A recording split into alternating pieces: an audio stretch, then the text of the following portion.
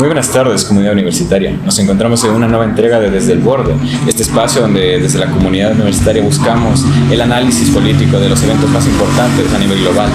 Para ello nos encontramos analizando la situación política de Venezuela, que después de un intervencionismo por parte de Estados Unidos atravesamos una situación bastante grave. Para ello contamos con la presencia del doctor Francisco Hidalgo, quien nos va a acompañar desde su lectura crítica y académica sobre la situación. Para contextualizar un poco, tenemos que regresar hace 13 días, cuando Venezuela fue intervenida por parte de Estados Unidos y fue tomado prisionero el líder Nicolás Maduro, quien ejercía como presidente soberano para ese momento. Bien, para realizar un poco la entrevista, vamos a realizar las preguntas aquí con el doctor Francisco Hidalgo, quien es un académico y experto analista político. Bienvenido a este espacio, querido Francisco. Gracias por acompañarnos. Muchas gracias Desde el Borde y un saludo a todos y todas quienes nos ven y escuchan en las distintas plataformas. Bien, para comenzar el desarrollo del análisis de todo lo que está pasando a nivel político y regional en todo el mundo, queríamos preguntarte ¿cuál crees que es el impacto de la operación de resolución absoluta que ha intervenido Estados Unidos sobre Venezuela en este momento y cuáles son las consecuencias tanto para Venezuela como para la región entera? Bien.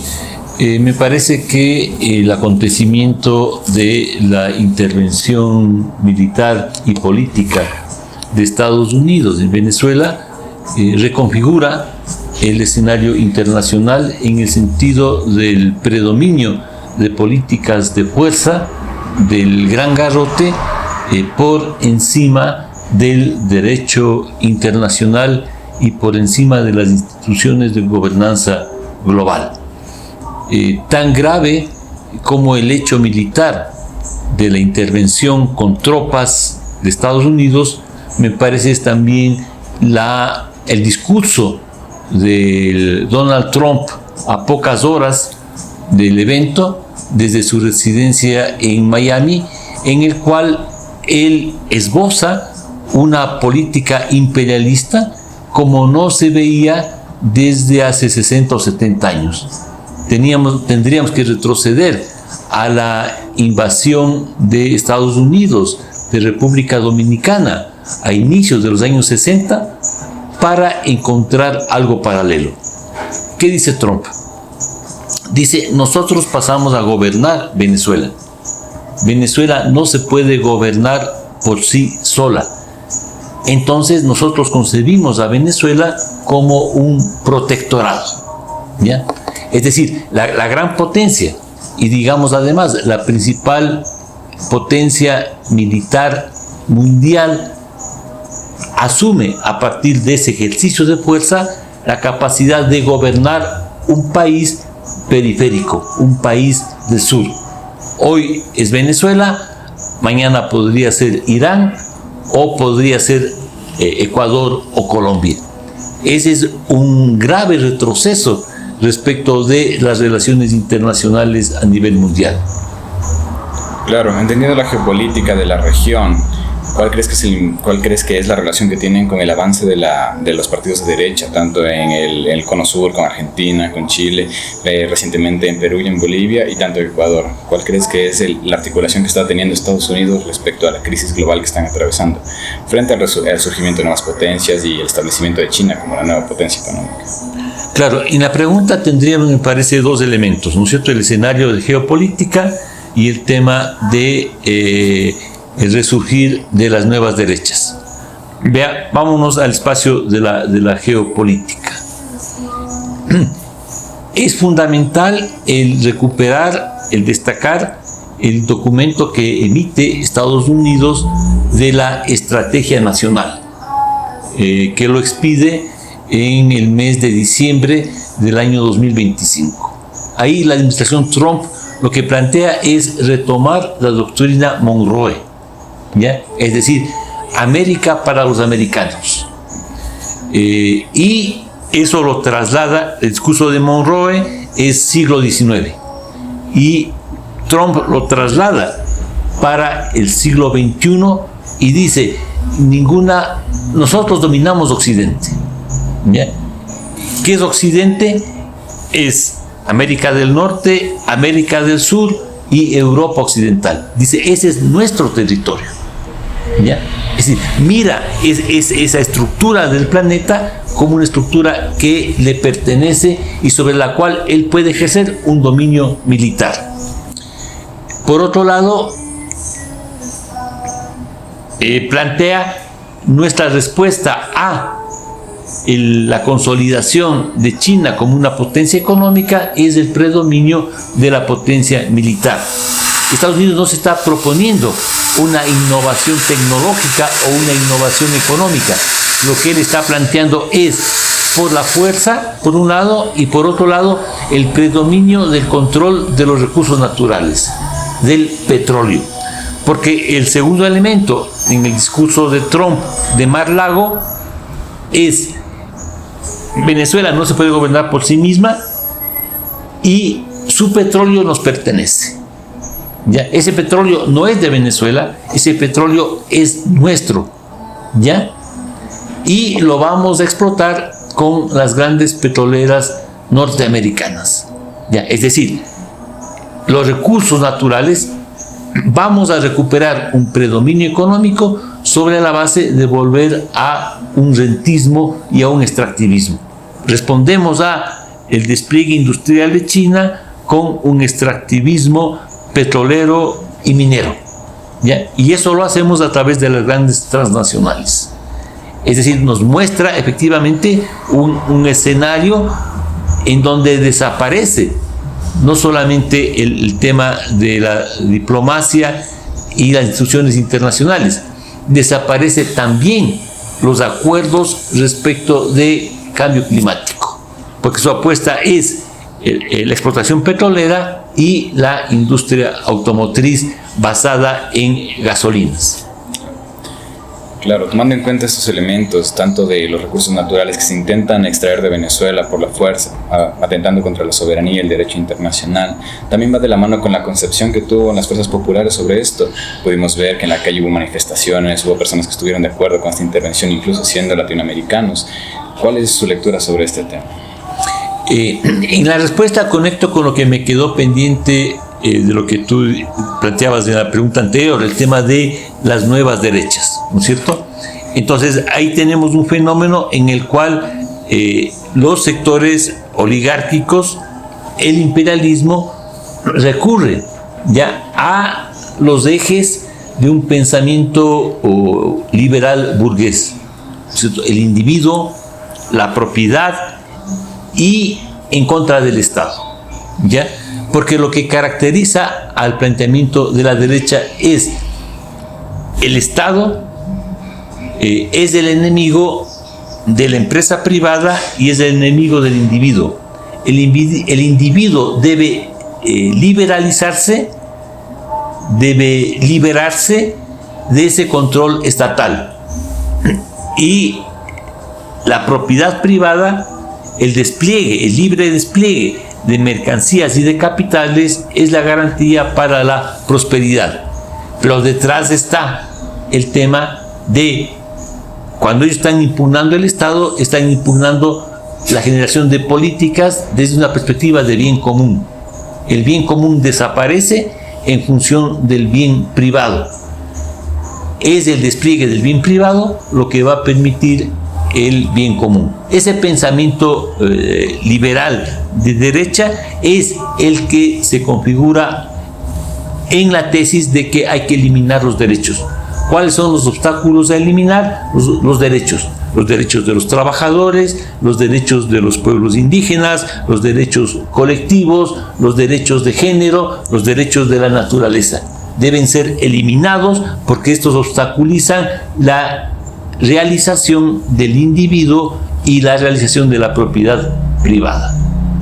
Entonces, digamos, ese es el eje a partir del cual se construye este discurso de derecha que hoy no solamente afecta a las clases populares, sino que afecta a poblaciones enteras de los países del sur global. Entiendo. y realizando una introspección histórica para pensar en cuáles son las consecuencias de este ataque, no solo a la soberanía o el derecho internacional, sino pensar en que Estados Unidos es un país que tiene un antecedente amplio de intervenciones, de dictaduras o del intervencionismo sobre los países que considera necesarios para mantener su hegemonía. ¿De qué manera podrías ejemplificar esta intervención y cuáles podrían ser las consecuencias para la región, tomando un antecedente histórico, ya sea el Plan Cóndor o las intervenciones sobre Medio Oriente? Es decir, lo que está planteando Estados Unidos es la eliminación de todos los esfuerzos que se construyeron previamente de integración regional. En América Latina hubo un esfuerzo muy importante a lo largo de fines del siglo XIX y el siglo XX por ir construyendo espacios regionales por fuera de la égida de Estados Unidos. La égida de Estados Unidos en la región se expresa a través de la OEA, ¿no es cierto? Es decir, quien dicta las normas y relaciones es la Organización de Estados Americanos. Frente a eso se desplegaron esfuerzos en los años 50 y 60 de la mano de los planteamientos del desarrollismo cepalino, como en nuestra región el Pacto Andino, años 60 y 70. Esfuerzos de integración regional como la CELAC, ¿no es cierto? Inicios del siglo XXI, UNASUR, un poco antes. Han sido esfuerzos que buscan definir un espacio de relaciones sociales, políticas, pero también de mercados comunes a nivel de región sudamericana y latinoamericana. Estados Unidos dice: ninguno de esos esfuerzos deben ser eliminados, y la única relación posible es la relación bilateral entre cada uno de estos países y la gran potencia. Eso se expresa a través de las políticas de aranceles. El arancel se convierte en una política que entrega bienes, ventajas, o que entrega castigos, que entrega desventajas, ¿no es cierto? Entonces, Estados Unidos está queriendo volvernos al siglo XIX, en donde no teníamos una identidad regional, latinoamericana, sudamericana, ni tampoco instrumentos de cohesión entre nuestras naciones. Claro, retomando el ejemplo de Venezuela, podemos ver esto ejemplificado. La narrativa que se construyó alrededor de Venezuela y su caso particular sobre su política y cuáles son el régimen ideológico que está vigente, ¿no? Pensar en Maduro como esta figura a la que había que desplazar de Latinoamérica y que acaba de ser desplazada y cuenta con el apoyo popular tremendo. Pero también es esta situación en la que nos pone a defender aún así una intervención latinoamericana. Creo también pertinente hablar sobre cuál sería la posición que va a tener ahora Estados Unidos sobre Venezuela, puesto que la mayoría de gente que apoya esta intervención se refiere a terminar con el régimen venezolano y con Maduro como una liberación de su pueblo, como una liberación de su nación. Pero es pensar también en la dicotomía, ¿no? De que acabamos de liberarnos de una dictadura como era concebida popularmente, pero ahora ¿qué le esperan a Venezuela? ¿Cuál es el futuro del chavismo y cuál es el futuro del gobierno venezolano? Bien, ahí habría dos elementos. Primero, la evolución histórica, social y política de Venezuela es muy importante para los países andinos y para América Latina. Venezuela es la cuna de Simón Bolívar. Venezuela es la cuna de Antonio José de Sucre, ¿ya? En Caracas, como en Quito, a inicios del siglo XIX se van a desplegar los principales esfuerzos de independencia de nuestras naciones respecto de la corona española. Llevamos Venezuela hacia mediados del siglo XX. Es en Venezuela donde también se despliegan las políticas respecto de la nacionalización del petróleo y la configuración de una organización de países productores del petróleo frente a las grandes transnacionales. Estamos hablando de los años 60 y 70. Un importante instrumento para los países de lo que hoy llamamos sur global fue la OPEP, la creación y consolidación de la Organización de Países Productores de Petróleo. ¿Ya? Y ahí Venezuela jugó un rol muy importante. Y finalmente, a fines del siglo XX e inicios del siglo XXI, tenemos la Constitución del año 1999 y la configuración de los proyectos nacionalistas y del desarrollismo, en contra de la hegemonía de Estados Unidos. Entonces, Venezuela es muy importante en la configuración de este pensamiento latinoamericano y de esta integración latinoamericana. Anular Venezuela es también anular estos esfuerzos, esta visión social, esta visión política, esta visión ideológica.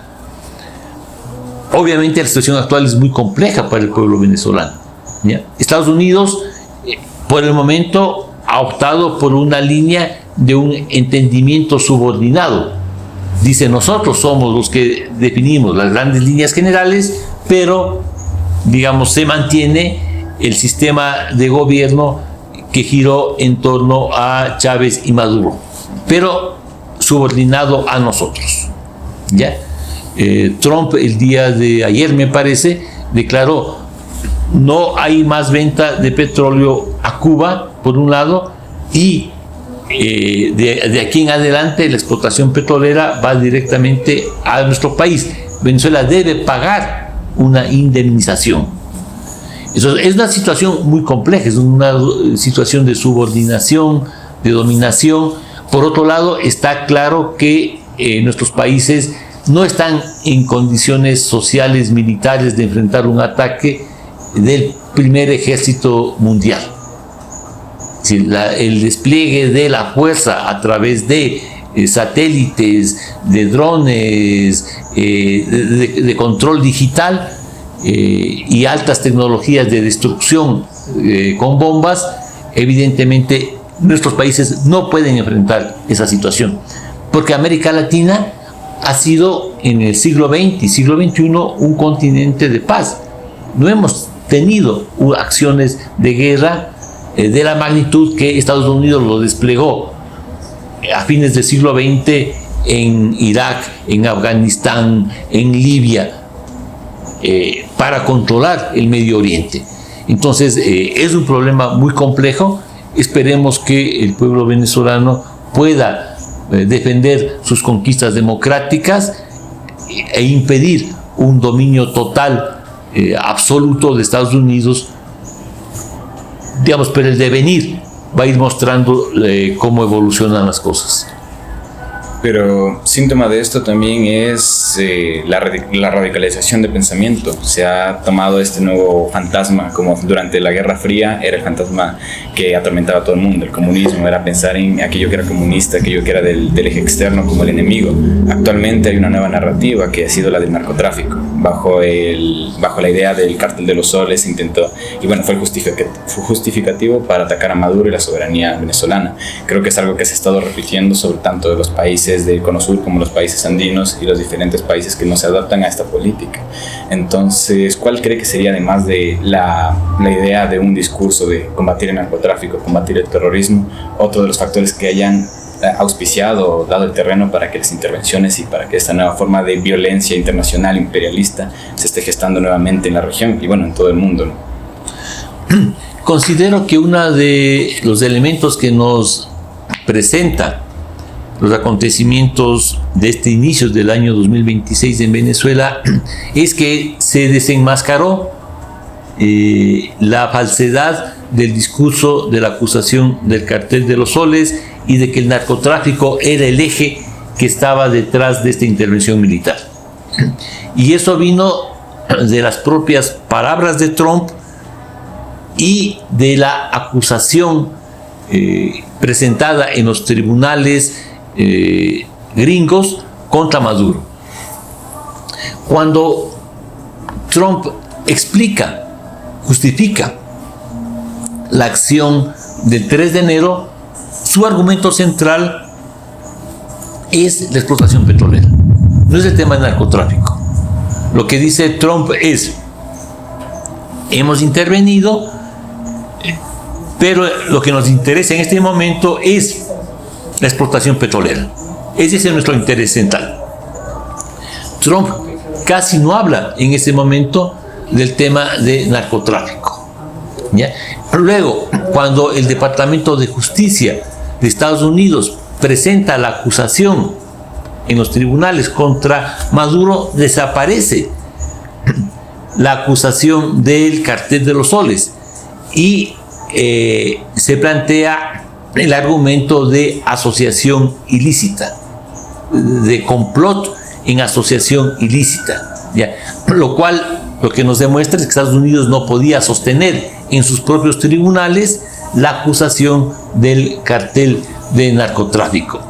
Por cierto, digamos, Estados Unidos no tiene la atribución de poder detener y llevar a su territorio a un gobernante de otro país. Eso es absolutamente inadmisible. Va a ser muy importante la evolución del juicio contra Maduro, porque Estados Unidos no va a poder probar su acusación central, porque es una acusación falsa, la del cartel de narcotráfico.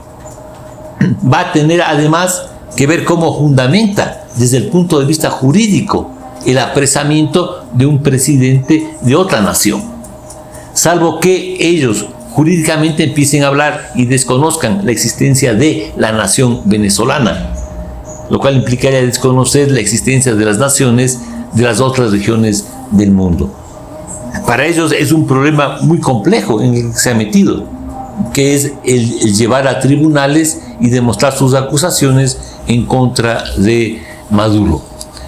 Probablemente inventarán otras cosas en el camino, pero queda muy claro que su argumento propagandístico fundamental, el de narcotráfico, no tenía ningún asidero real.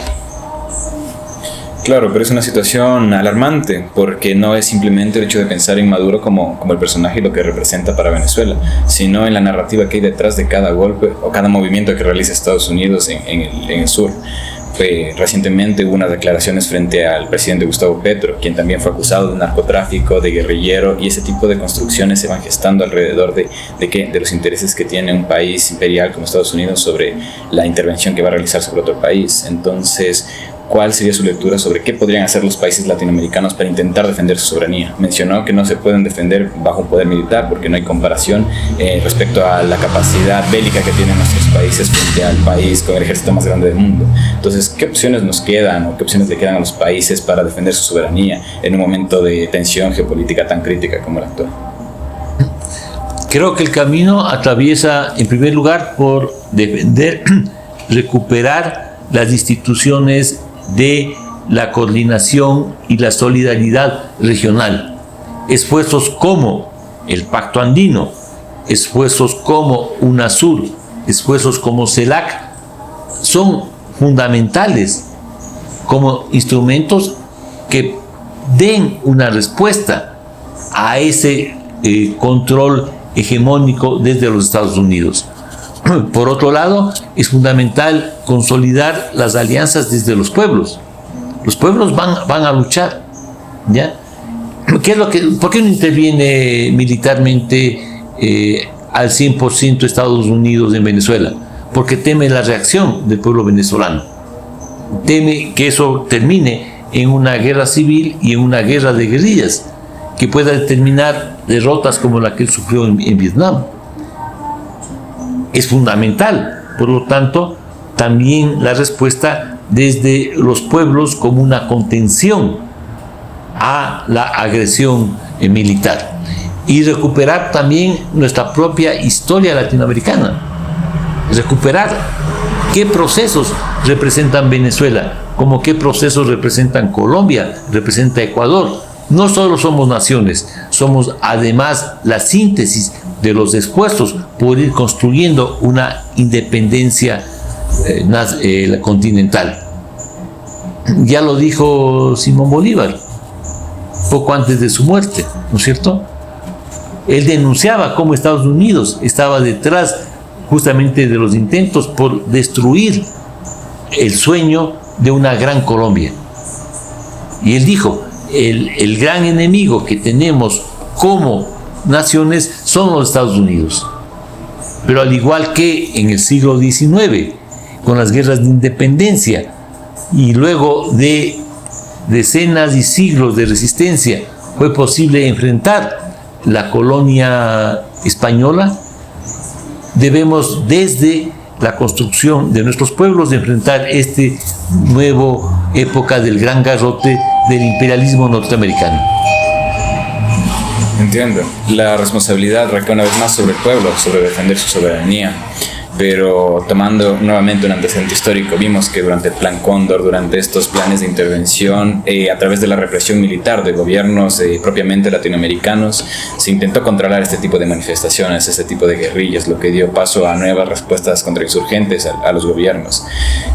¿Cuál sería la lectura sobre qué es diferente esta vez? ¿Qué hace que Estados Unidos en esta ocasión quiera él ser el que gobierna? Él se declaró a sí mismo como quienes van a gobernar Venezuela, quienes van a decidir el proceso de transición para un gobierno que nuevamente está afín a sus intereses.